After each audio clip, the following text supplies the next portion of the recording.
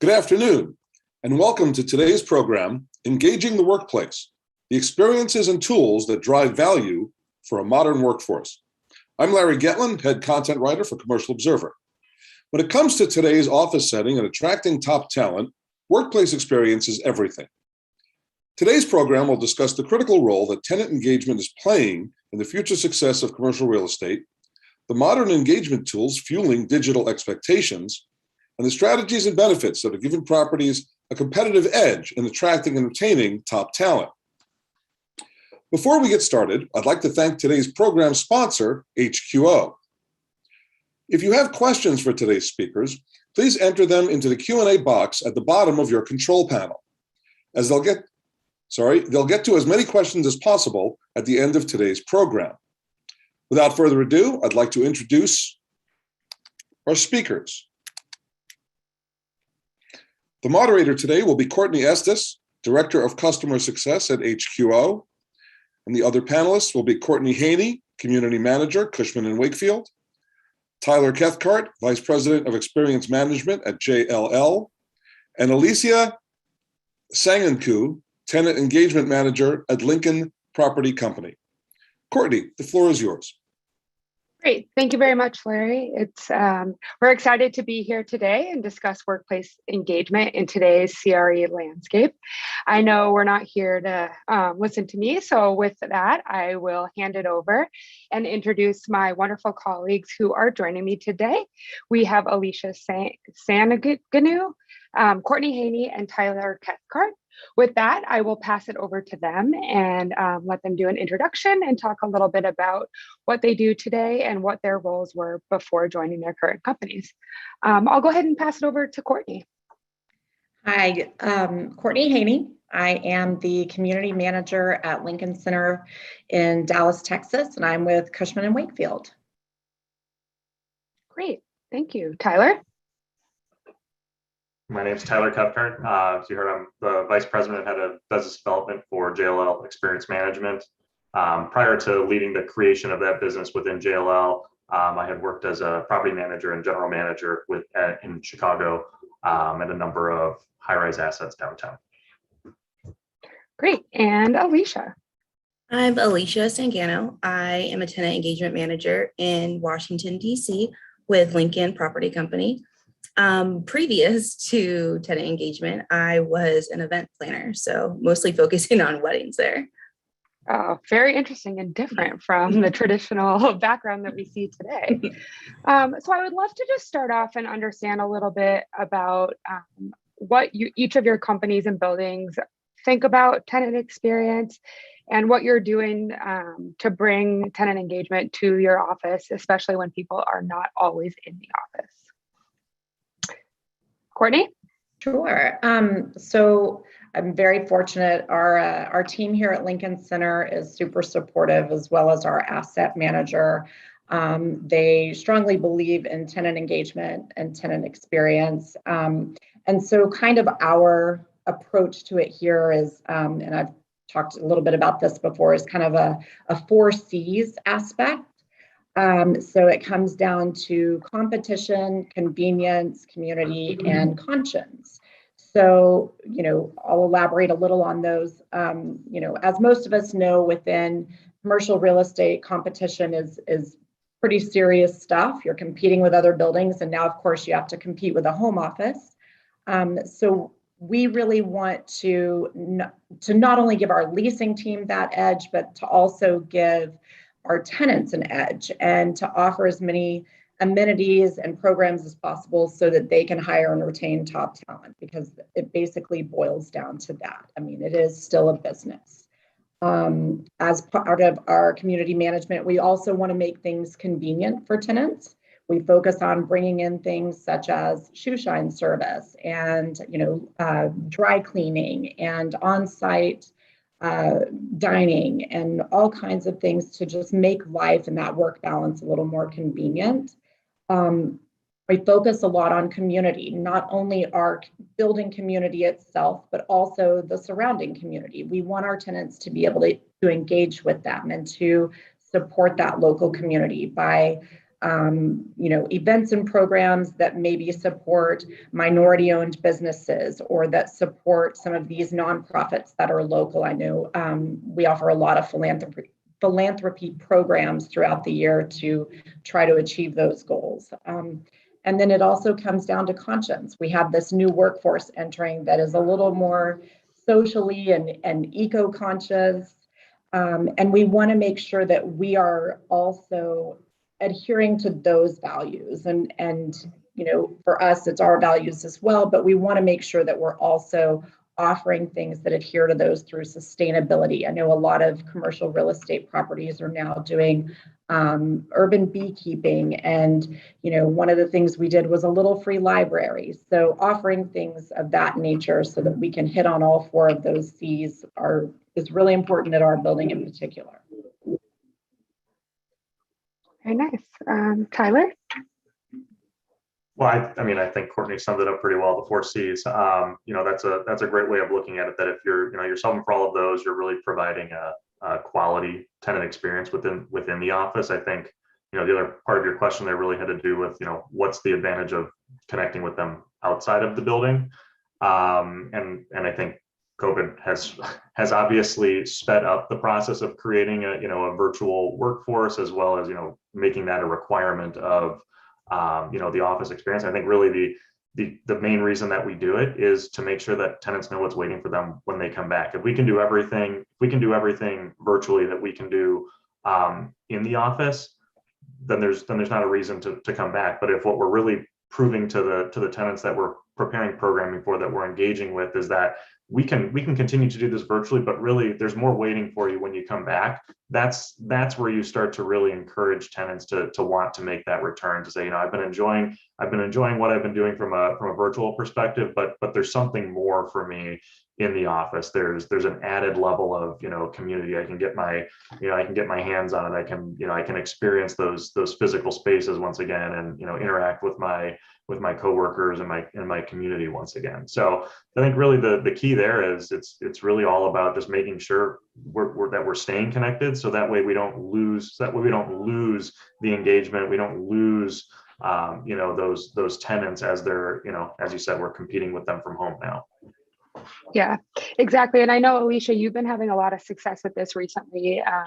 Would you like to share some of the recent examples of the way you've been engaging your tenants who have been frequenting the office? Yeah, absolutely.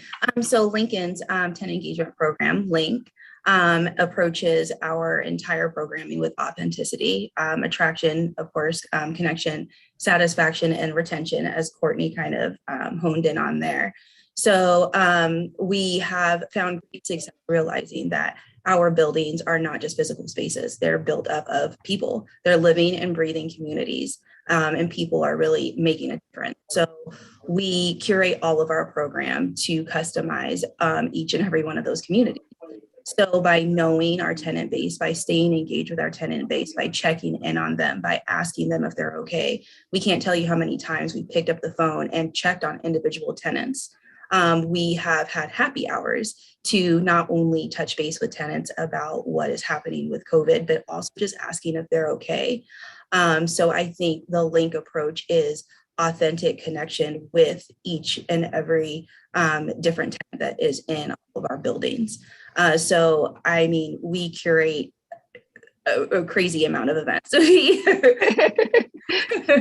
our event that we found a lot of success with just recently was a fire drill. We brought in a local donut shop, and we did a pretty cool donut wall that everybody is kind of still talking about. But talking to my tenants and asking them, hey, who are your favorite vendors? And having them tell me who they love and who they want in the building, and then actually producing an event that they love really makes them feel heard, connected, and attached to the building. I know Alicia can probably speak to this really well too. We have found that anything that involves food tends to be really popular. So yeah, always go with the food.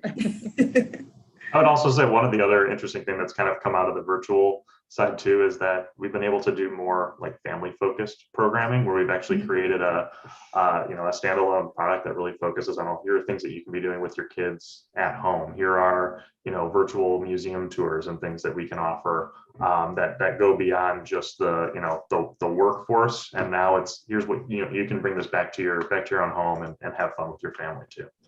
Oh my gosh, I couldn't agree more with bringing in that family and connection piece. I think that we were pretty engaged with our tenants and lives outside of their buildings, but being on Zoom calls and doing check-ins and seeing everybody's kids and having them meet our kids, and I mean, even seeing the kids in the building, because now, you have to bring your kids in the building. I mean, COVID has completely changed the way that we do things and the way that we view connection, and that family piece it's imperative to understand that. Absolutely. Yeah, so I'd love to know, I mean, we all touched on it, the pandemic and COVID has definitely changed the way we not only engage with other people, but you guys all touched on connection and community. Speak to me a little bit about how the pandemic affected your goals and initiatives and what you guys are really doing to overcome that as we return to the office. I can lead that off. So from my perspective, I mean, the one thing that the pandemic really served to do was kind of accelerate a lot of the changes that we had already seen happening in the market. We've been moving towards this idea of the worker-centric world, the fact that employees were becoming their demands in the office were becoming much more fundamental to the decisions that tenants were making around what services do they want to provide for their employees, what does their office need to look like, what does that that day-to-day work experience need to be for them. And when the pandemic hit, almost in an instant, we fast forwarded three years to a point in time where now more than ever, every decision an employer is making is based around the well-being and the desire to keep their employees happy, because it has become so challenging to recruit and retain talent. There are opportunities out there. And now with obviously the hybrid office environment, there's more flexibility around what their work life can be. So because of that, because we accelerated all that, the spotlight has really come down to tenant experience, tenant engagement. How can we work with our tenants? How can we create offices that truly get to the heart of what they're trying to do, which is recruit and retain talent. And by virtue of the fact that if we can do that well, we can provide a really special value prop for them, that this is something that they don't have to devote so much time or resource towards doing themselves, because they can tap into what their office building is already doing for them. I would agree with Tyler. So, like Alicia, we're doing a lot of programming that consists of both virtual and on-site as tenants start returning to the building. And we are really focusing on how we kind of achieve both of those. You have that balance of, you want to make everyone happy who's here, but you don't want to leave anybody out as well. And so it's just kind of a matter of figuring out what our tenants want and trying to implement those programs, but also keep them connected with their work as well. So we are such social creatures, and so creating those opportunities where people can get together. I know Alicia was just talking about, having these programs, happy hours, and things like that, where people can actually come down, connect with each other, because happy employees they're more well-adjusted, they work better, they are more productive, and really creating those experiences is what it's about. 100% agree. And realizing, I think COVID has really put a spotlight on community and realizing how important community is. I think that I have to recognize that I was fortunate enough to go through this pandemic with family and friends. A lot of our tenants did not. A lot of our tenants need to come into the office to feel connected. They needed those virtual happy hours that we hosted. They needed to be able for us to pick up the phone and check on them and ask how they're doing. They really needed to feel the sense of community now more than ever. Another thing that we are noticing is we are, again, figuring out how to reactivate our spaces and adjusting to tenant needs. Our amenity center is completely booked. We have hosted events that typically are outsourced, that go to hotels. And now we are marketing our spaces. We have congressional breakfasts. We have networking events. We have plated meals where really, I think that the space, of course, was always built and viewed as a space that tenants could use for whatever they want. But knowing that a tenant is coming to us and staying, quote unquote, at home to host their events instead of going to a hotel, it's a huge value add for us. Great. So I would love to know, you guys have been talking a lot about engaging while you are at the office, at the workplace. How has technology played a role in your acceleration of this community and connection? And talk about the ways that you guys are specifically leveraging the technology to be able to engage further. Well, for us, we've always used email to send out email blasts. Those typically reach your tenant contacts, just that select group of folks who have signed up to receive that correspondence. So when I came on board a couple of years ago, part of my job was also to expand into social media and really establish a strong social media presence, which is also invaluable. You kind of reach a different audience through that. You can share photos. We've gone through 2 years of complete renovations here. Our building looks completely different than it did 2 years ago, which has been great, just to share that for one and to kind of brag about all of our beautiful new spaces, but also for those who are still remote to be able to see what's going on while they're away and to still keep that connection. It's always about the connection, of course. And then we've also expanded, of course, the reason we're all here is because we do all have that HQO app at our buildings. It kind of, for us, became a bit of a game changer as far as those communications, because we could reach a different audience. I think they were more inclined, folks who maybe didn't want to go that social media route felt a little more inclined to go ahead and download that app because it was work related and they could keep it very professional still. And whereas social media may be perceived as a little more just entertainment, but they could go that route, get information about the building that's pertinent, relevant, and find a way to connect with the building, know what's going on, and that has been really invaluable for us. It helped bridge that gap too. We launched right before the pandemic. I mean, literally right before everyone went home. Was not the ideal scenario for a social or, for a tenant app launch, but we made it work. We really pushed a lot of programs. One of the things that we discovered was that people really love their pets. We did a virtual program where they could send in pictures of their pets, and we offered prizes. And, so we either shipped them to them or they came in and got them if they happened to be on site. But it really helped bridge that gap. So that technology became really important for us. As of right now, we don't have mobile access yet.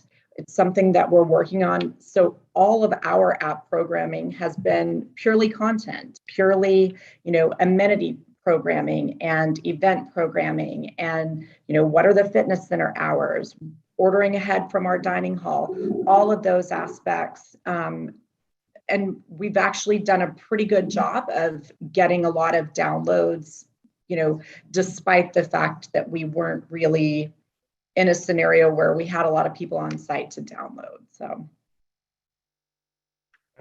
I'll add to that too. So like when we think of the communication, that's outbound communication. We're sending information out and we're making sure that people are, receiving it.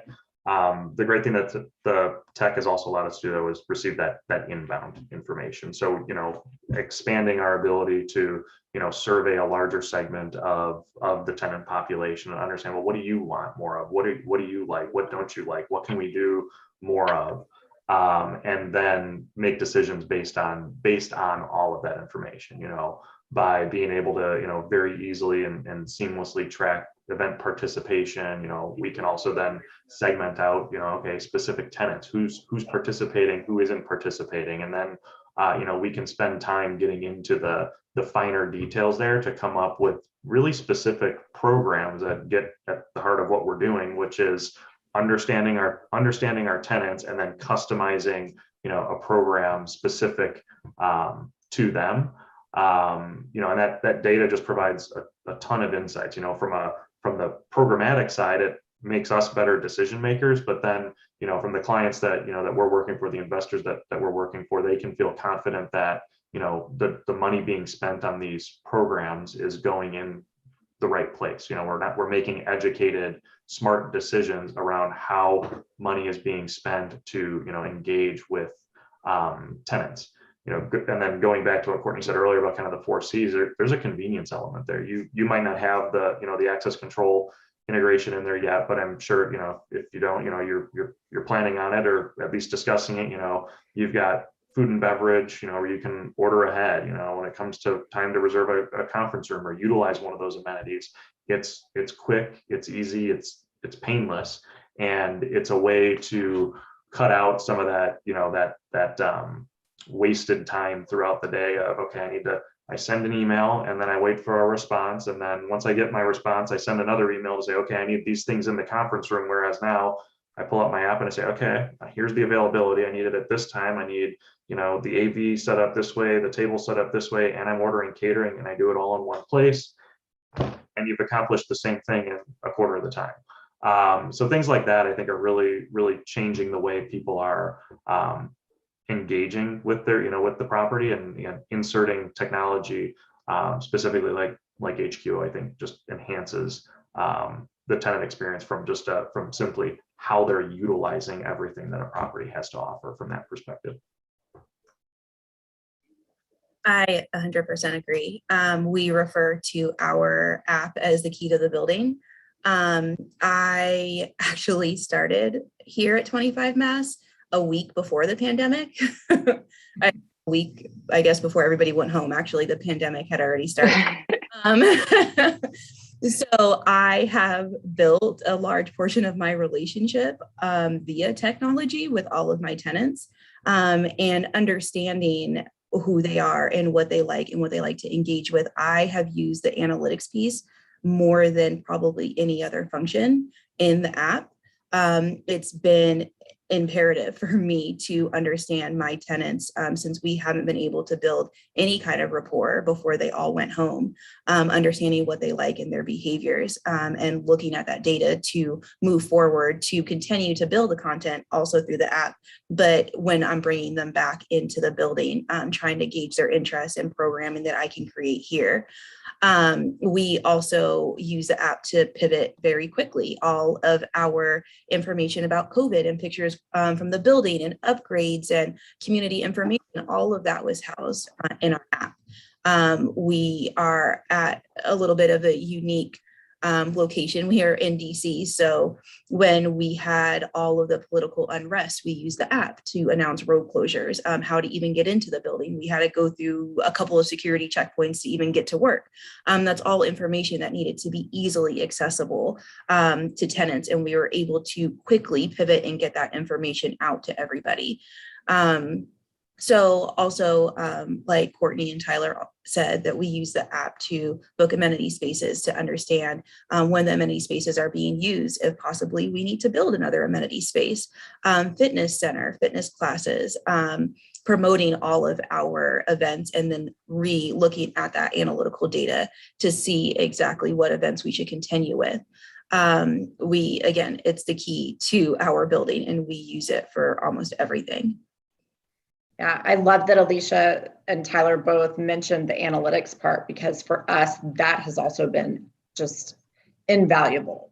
It is probably the biggest insight into how our tenants think and what they're wanting at our building. And we use it so much. It was something that we really pushed a lot for with HQO, and they really delivered on it. It breaks down really easily. It's really easy to understand on that back end for us.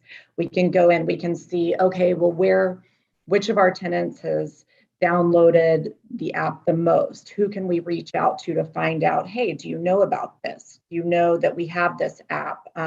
Is there a reason that you're not sending the information out about it? Do you know that it can do this? Do you know that we offer this?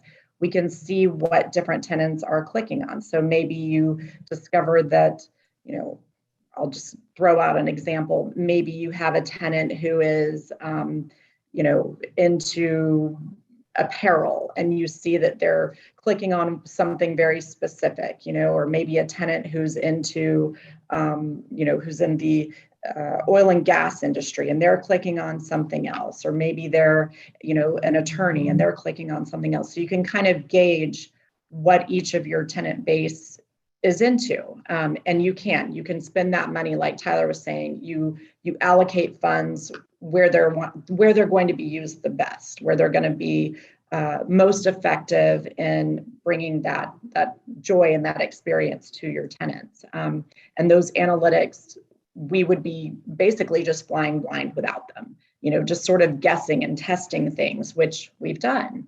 And it's absolutely invaluable. Yeah. I look at it probably every day to see what are people clicking on, what is working, what can we adjust, how can we put different content in that will be more relevant. And they're fantastic. Great. So we've been talking a lot about the experiences. You just mentioned that you guys, all three of you, use the analytics, and you're really leveraging in that for the type of content and programming and experiences that you offer at your buildings. Through the last year or so, especially with the pandemic, we've seen the acceleration of the experience manager, community manager, tenant relations role, which is newer to the industry. What are your thoughts on the necessity of this role as part of the property team moving forward? I think I think it's super important. Firstly, there's been a lot of compression on property management teams over the years. You're being asked to do more and more with less resources. So bringing in a specialized, community manager, experience manager type role is one of the ways that you can now kind of get back to serving what really is becoming a lasting requirement of the office environment. You have to be solving for that tenant experience. So like I said, that specialist is critical in how we deliver that.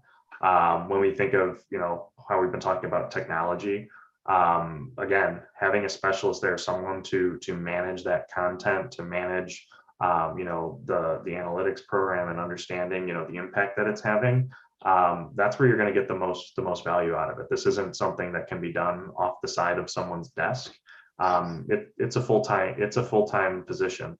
It takes a lot of time, a lot of effort to curate really powerful events and spend the time getting to know the tenants, so that way they are being deployed appropriately.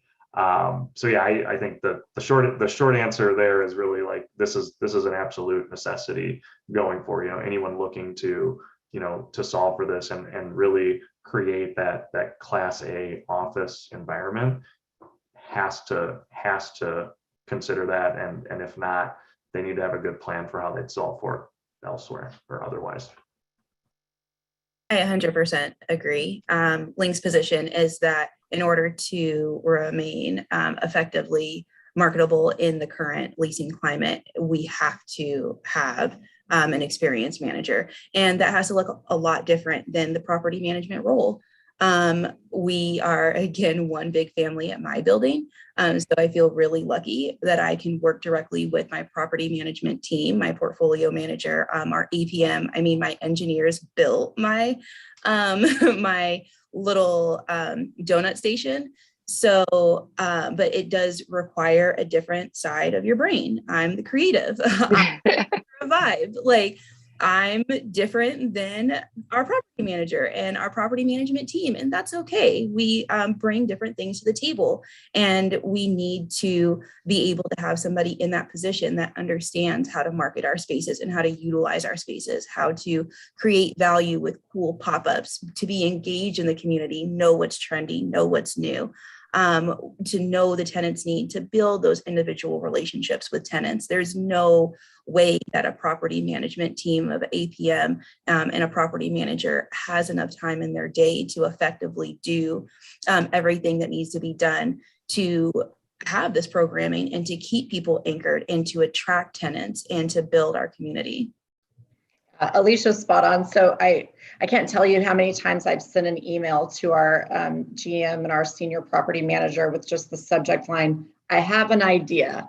And I wonder, are they in their office kind of going, oh, great, here we go again? Because it is, like she said, it's a very creative role. You're basically, it's party planning, but it's a little more than that. It's experience planning.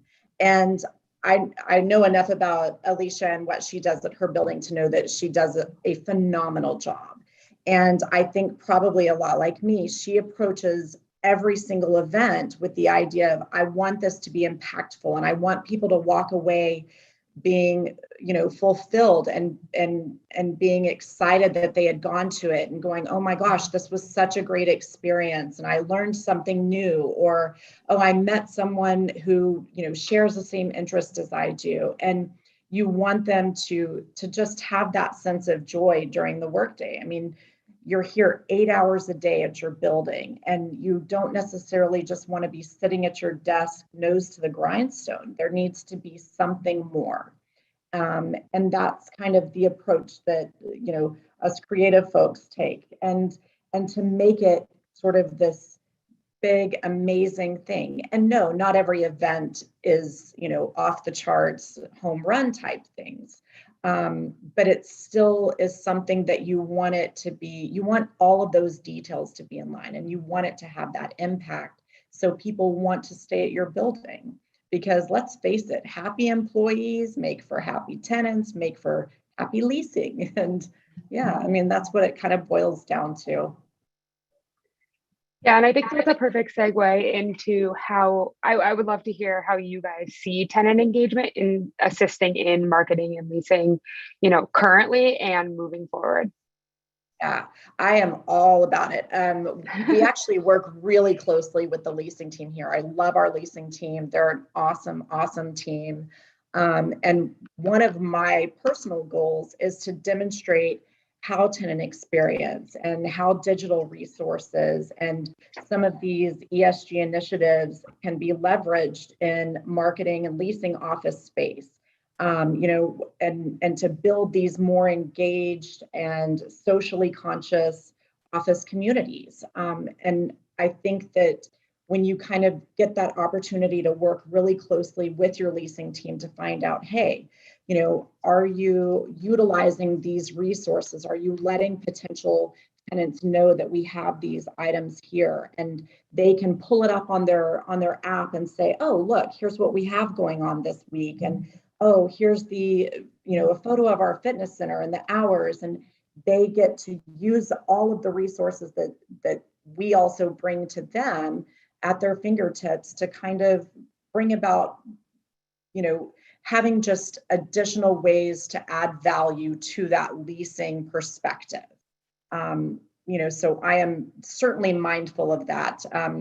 Side note, I know a little off topic, but my previous background was in vacation home property management and rentals. And it's a business that my husband and I own together. And so it was just the two of us. So I wore many hats, and marketing was a huge thing there. And so I think I bring, that same idea of, marketing is very, very important at this aspect. And so I want to also play a role in that for our leasing team and help support them any way I can. Agree. Yeah, I would emphasize that and really just say that the two have to go hand in hand. They work together, and they succeed together better. I think the added piece I'll put on top of that, though, is that for a pretty significant period of time, it was enough of a differentiator for an asset to just build out, larger, more elaborate amenities. The physical space that it spoke for itself when it came to leasing and marketing the asset. And as experience has taken a much more of a central role, it's no longer, you're no longer satisfying tenants just by checking the box because, yeah, we've got your fitness center, we've got your conference center, we've got. If they want to, well, what are we doing with these things? So from my perspective, as the experience economy continues to to grow and expand and mature, tenant engagement, tenant experience continues to factor more heavily and will continue to be a more important aspect I believe, in leasing decisions going forward. I think here in Washington, D.C., we're already seeing a huge shift. I have noticed that when I first started, that the leasing team and we've always had a really great relationship, which I'm grateful for. But they did more showcase the entire building. We have a beautiful building, beautiful spec suites. We have a beautiful terrace, and that got leases signed. As people are spending more and more time either A, at home, or B, in the office and needing to bring their employees back into the office, I've noticed our leasing team making a shift with us working together on how they're not just leveraging the building, they are leveraging me, the tenant engagement manager. With that piece of keeping people into the building, they walk into the amenity center and they tell people right away, she can help you do everything that you need. And that's huge for a lobbyist firm that needs to entertain all the time. So I think that when you walk through the door of a Link building, we consistently get the feedback that you can feel our vibe. You can feel our community. You can feel that we're more than just a space. You can feel that we're tenant focused, and that people really drive our buildings and why we're here. And I think that has been a huge marketable piece for the leasing team. And without that tenant engagement manager being that resource for them, I just don't think it would all come together.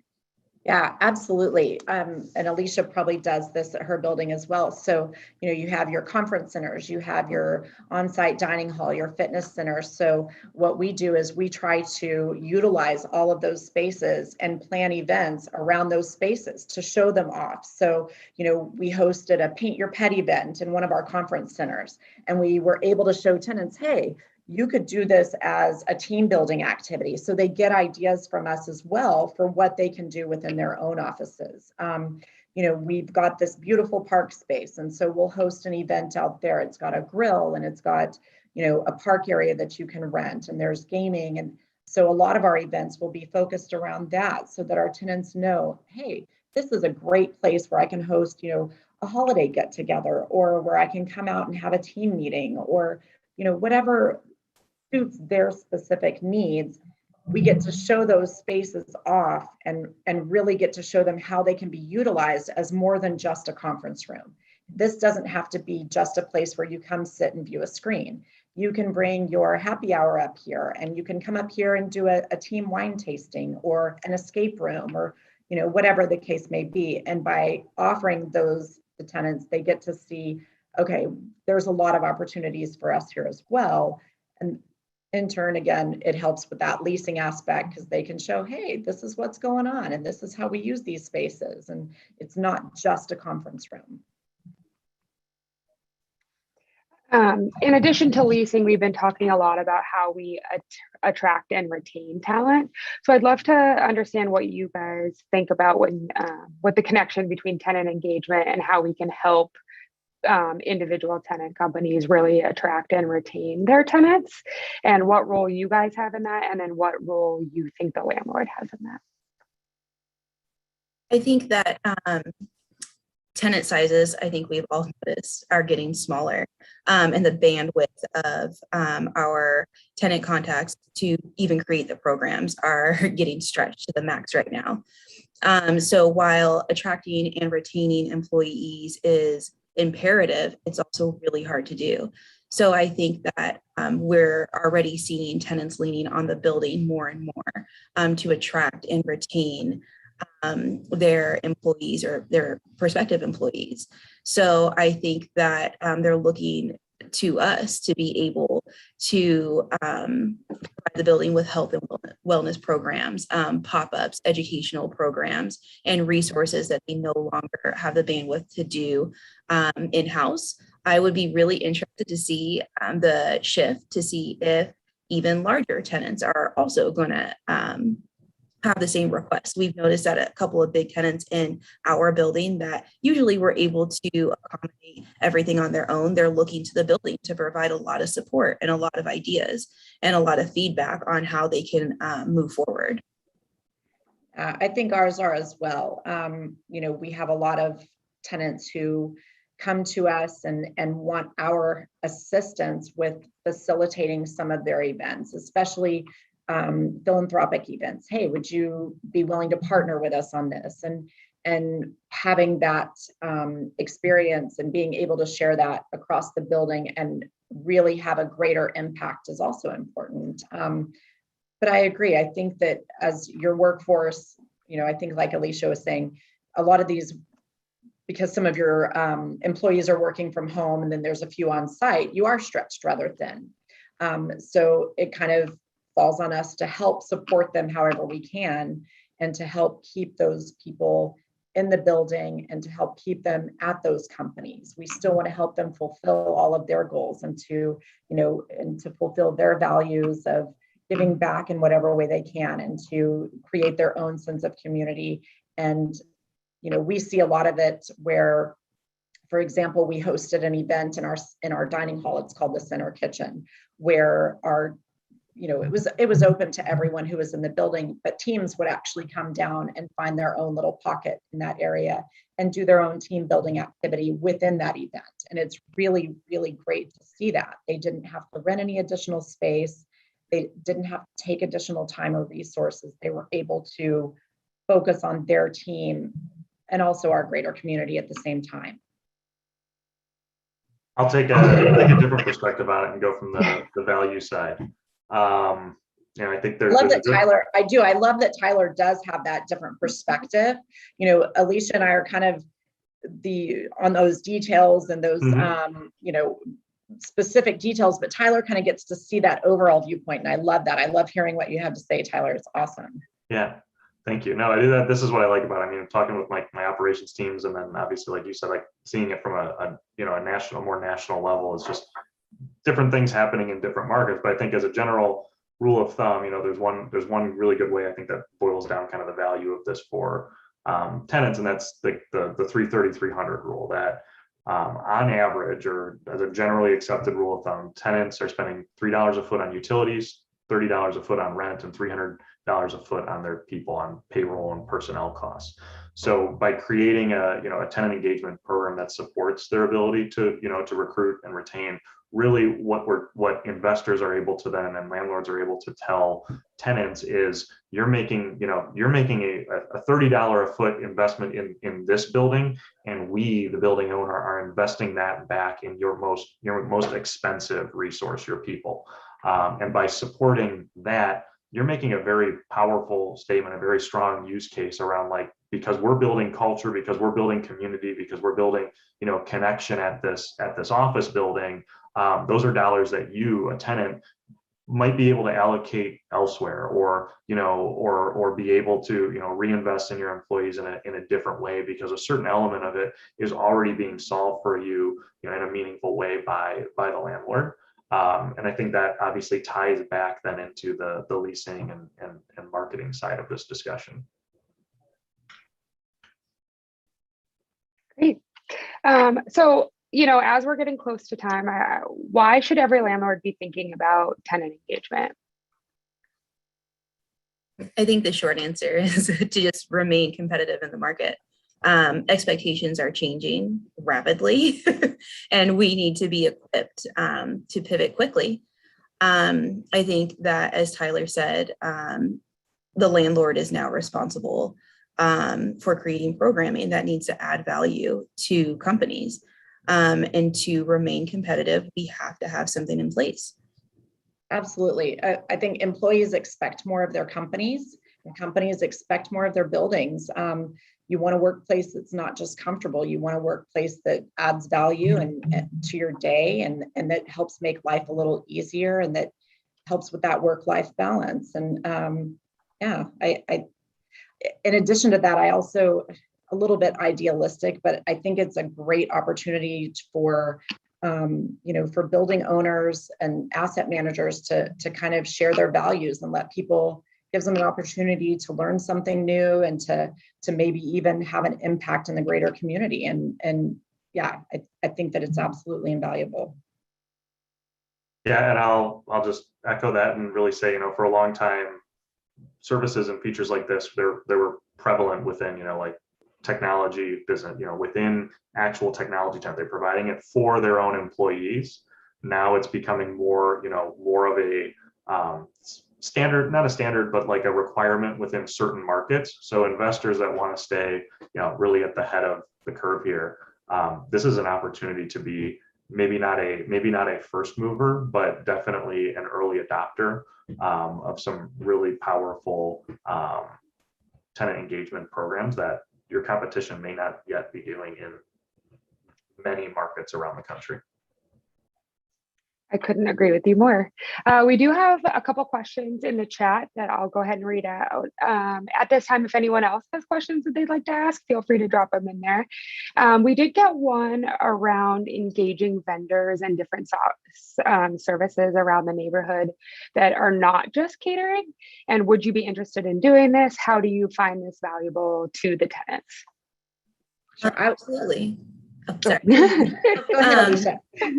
Absolutely. I am always out in the community. I'm fortunate enough to be in DC. So I'm connected with NOMA Bid. I'm connected with nonprofit organizations. I do personal networking.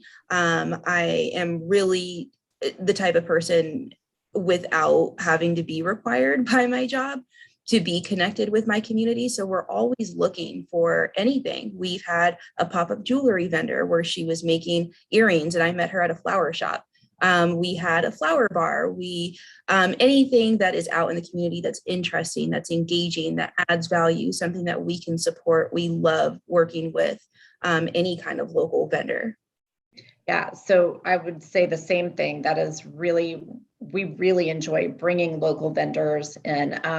It really came out of the idea when the pandemic started, how do we support local businesses? I mean, some of these bigger national companies, we knew they were going to make it, but how do you keep that culture of your local businesses intact? I'll just give an example. One of the programs that really resonated well with tenants was in February, we kind of combined Valentine's Day and Black History Month by doing a giveaway through the app. It was app exclusive, where we actually purchased items from local Black businesses, Black-owned businesses, and did giveaways, daily giveaways for 14 days, so that we could introduce not only these great products and companies to tenants, but it was also something that was enjoyable. And we were able to connect with those who might have been remote. So it kind of hit on all these different aspects. And so absolutely, we love our vendors.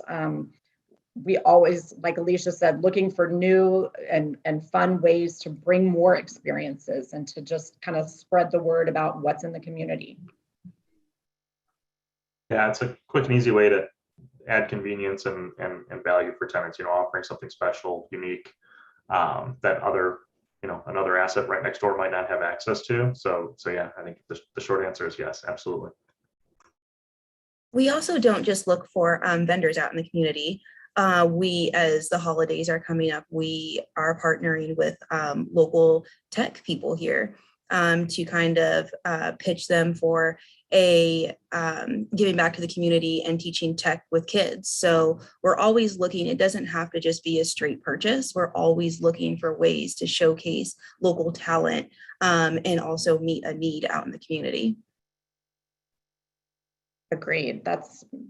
We do the same thing here. It is all about, we don't want to be the big bad building who's just, not doing anything of value to give back. And so even for us, Veterans Day is kind of a big thing at this building. I learned that when I came on a couple of years ago. And so this year, we kind of toned down the on-site celebration. We will still have a commemorative celebration, but we wanted to, the past couple of years, tie it to something significant and impactful. And so we've done some donation drives. And this year we're partnering with a local homeless veterans service organization to collect items to donate to them. So we'll take that to them, and then we'll have just a small celebration on site here. So yeah, I mean, it's a great way to really give back to those communities that are right around your building, and to show them that, we're not just here to work, we're here to also care and be part of this community. One more question we just had come in is, what do you think the most important amenity that tenants are looking for in the post-COVID world? Human interaction. Yeah, people want to see people again. So, my God. That's a No, really I good mean, one. quite honestly though, like anything, community, as people get more comfortable coming back, everyone is just craving it. So any opportunities that we have to just create those, like what I'll just call those random collisions of people, that's what they want. I mean, beyond that, there's obviously going to be a huge health and wellness put. I mean, we were seeing that before anyways. But just, I mean, the expansion of that, I mean, you can never have enough, group fitness classes and opportunities like that to be able to serve the wellness needs. So I think those two sides of it really, to me at least, speak to what's going to be most important. Agreed. And if you throw some free food in there, you're golden. I would have to say absolutely anything having to do with reconnecting with people. I can't say enough how much our amenity center is being used, and the repositioning of 25 Mass was just ingenious. Of course, I didn't see a pandemic coming, but our amenity center consists of a conference space, a lounge, and then also a terrace. So we have a beautiful fitness center, but we'll have yoga on the terrace. We have a beautiful conference room, but we'll wheel out all the tables and that'll be a dance floor. Like, we have a really, really well thought out amenity space that can really go almost any direction. So I would say, of course, a gym and a wellness room would be imperative to have, but a well thought out amenity space that can house wellness, pop-ups, community events, conferences, happy hours, any space that can really support multiple activities would probably be ideal. I agree. I think one of the spaces that we have seen become super popular here is we put in an outdoor park space. Again, with that health and wellness aspect, it's been fantastic. It's also a versatile space. You can host events out there. We put in a grill, there's gaming areas, there's picnic tables, there's a water feature. We added a little free library, there's benches. It's kind of an all-purpose space. You also get a chance to just get outdoors, connect with nature, get a few minutes break from being indoors and at your desk. It's been a really, really beautiful space. We added a mural. It's a kind of a big thing now in the Dallas area, at least I'm guessing probably all around. But yeah, it's just a beautiful space that you can go take a few minutes of respite and just kind of get a little break in your workday. Great. Well, I want to thank our panelists very much for joining. This was a really great conversation. If you guys have any additional questions, feel free to connect with any of us online. We hope you have a great afternoon, and we look forward to talking to you soon. Thanks so much, everyone. Courtney. Thank you. Thank you. Bye.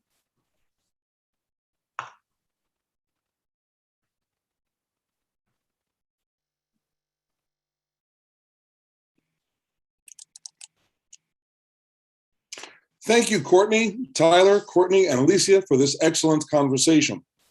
I'd like to again thank HQO, today's program sponsor, and all of you for joining us today. If you enjoyed today's content, be sure to go to our website, check out our upcoming events, and mark your calendars for Commercial Observer's Innovation Week. Thank you again, and have a great afternoon.